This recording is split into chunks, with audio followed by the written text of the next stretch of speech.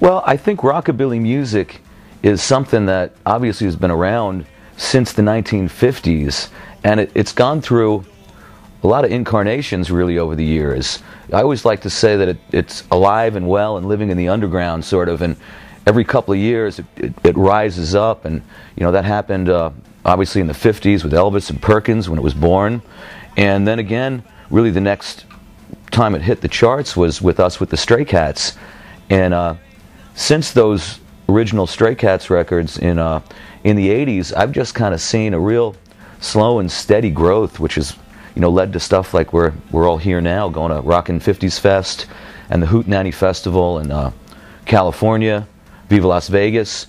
But even beyond the festival things, it's just being out on the road and seeing a lot of young people and just a whole new generation getting into rockabilly. Casino, long ago had seen a better day.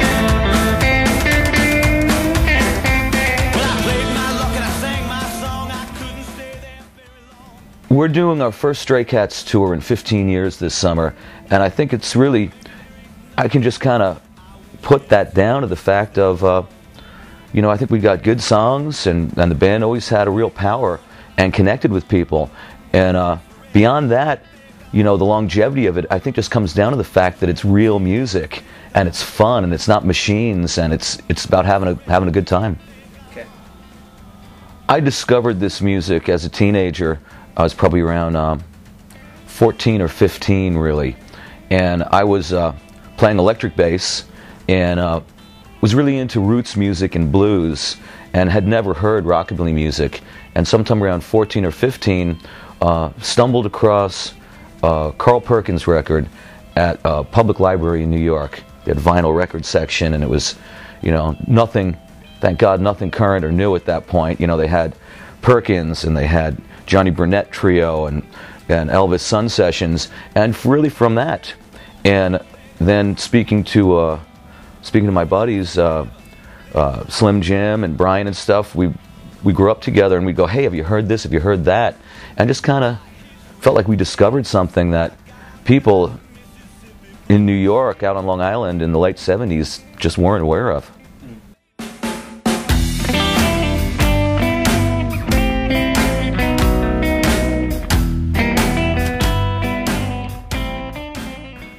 Yeah, with my solo records, I'm now just finished what I think is my 5th record, and that's going to be out August of '07. As soon as I'm done with the Cats tour, we put that out.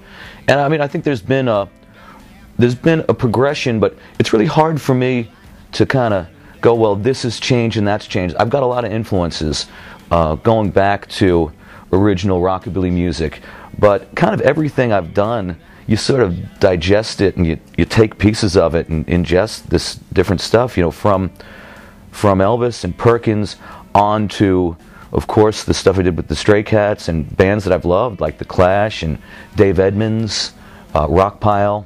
And, really as a musician, for me, you just try to write the best songs you can and hone your craft and do a better job every time.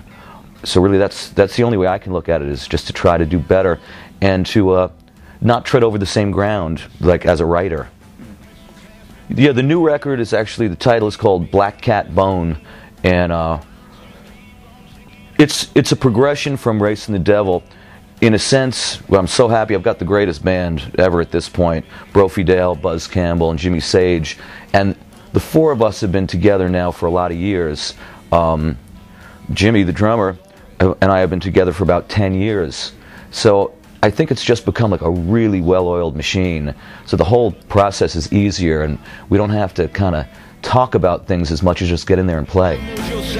Got my guitar.